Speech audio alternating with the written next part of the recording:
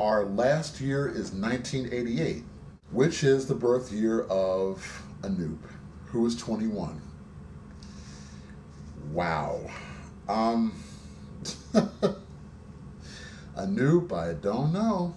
I mean, it's still a pretty good year for song choices as far as that goes, but there is plenty of room for error here. I mean, you could make some colossal mistakes. I mean, for anybody, it's either going to be a night of magic or a night that's tragic. And when it comes to this year, my friend, you could buy yourself a one-way ticket to Tajikistan real quick. You don't want to go there because that ends up with a ride back home on the bus where you get to wait for people until the tour starts. There are a couple of ways he could go, and one of the most logical is, okay, he's been identified as a lovable kind of geek who has a really good voice, can't dance worth a lick, but he can sing. Now, if you remember your 80s, especially that particular year, who does that bring to mind? Do you remember a guy named Rick Astley? Exactly. I can't think of a better matchup than those two. And in that year, Rick had two huge hits. In fact, his first album, I think, went platinum. His biggest hit was Never Gonna Give You Up, if you remember that one. And the second biggest was Together Forever. If Anoop picked either one of those songs, that would keep him out of the bottom three and in the competition. Trust me on this one. But whether or not he will pick them, who can say? I just hope that his instincts allow him to be led to Rick Astley's work and that he definitely makes an effort to try either one or both of those songs out. Another possibility, since he likes to go the R&B route like Matt does, although Matt's a little more capable at it, another song possibility is Wishing Well by Terence Trent D'Arby. That's another one of those blasts from the past. A lot of people will go, Wishing Well by who? Terence? Who? What? What kind of song is that? Go to the links. Once again, go find the song samples and you'll see exactly why this might be a great song for Anoop, as long as he doesn't try to imitate Terence Trent D'Arby, because if he does that, he's going to follow Megan home. I'm almost guarantee it. He needs to tailor that song for his own vocal abilities. Another possibility, but it might be a little too frantic for Anoop, is a song called Wild Wild West by Escape Club. Now, that's a good song to get the people up on their feet and dancing and, voting for him, I think. But only problem with that song is it's more spoken than it is sung. It's a cool kind of novelty song, and it would be kind of risky for him to do. But at this point, the more crowd pleasers you can do, the better you can do as far as staying in the competition. So that's a possibility. Another song, Don't Shed a Tear by Paul Carrack, one of the former lead singers of a group called Squeeze. Very soulful, got a very funky vibe to it, but I don't know if he has the vocal capacity to pull it off, because Paul Carrack was a really dynamic lead singer.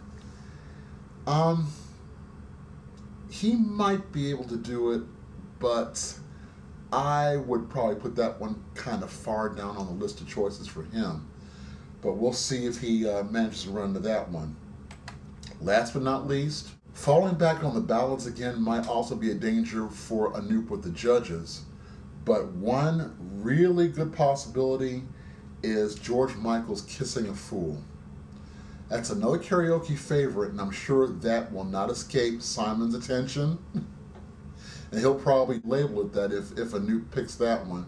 But it's very laid back, very kind of Michael Bublé. In fact, I think Michael Bublé has covered that. But it's another possibility in terms of ease of performance, of Anoop kind of going with the flow with that.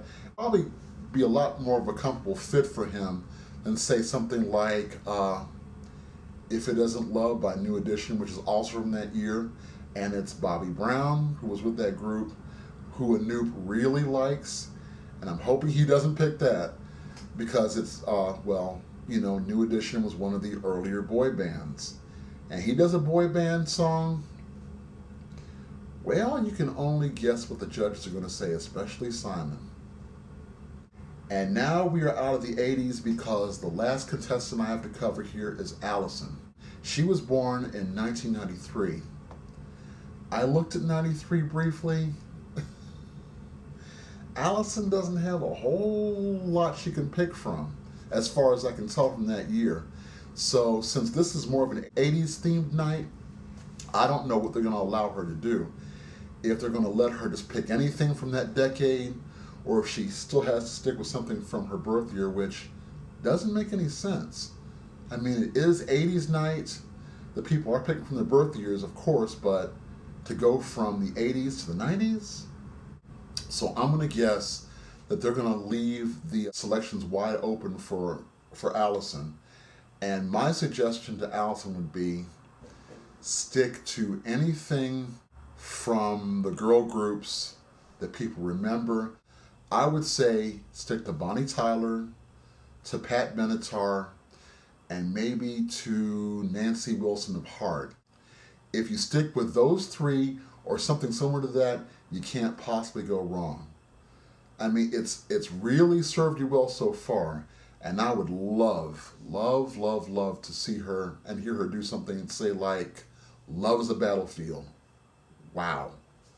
That would really be one of those special moments, I think. So we'll see how they're going to deal with Allison in terms of the theme for that night. But those are my hopeful selections for the contestants for next week. And we'll see exactly what they pick and how they pick. Once again, if you want to get a feel for what the songs were like during those years, go to musicoutfitters.com and just type in, you know, top 100 songs and then the year, and it should bring it right up. I'm going to put a link over on the right-hand side of the page for that website so you can see the list and, you know, have a look around the site. It looks pretty interesting. And with that, that wraps up another edition of the American Idol Fantasy Song Camp. So until next week, y'all have a good weekend. Take care, and I will talk to you soon.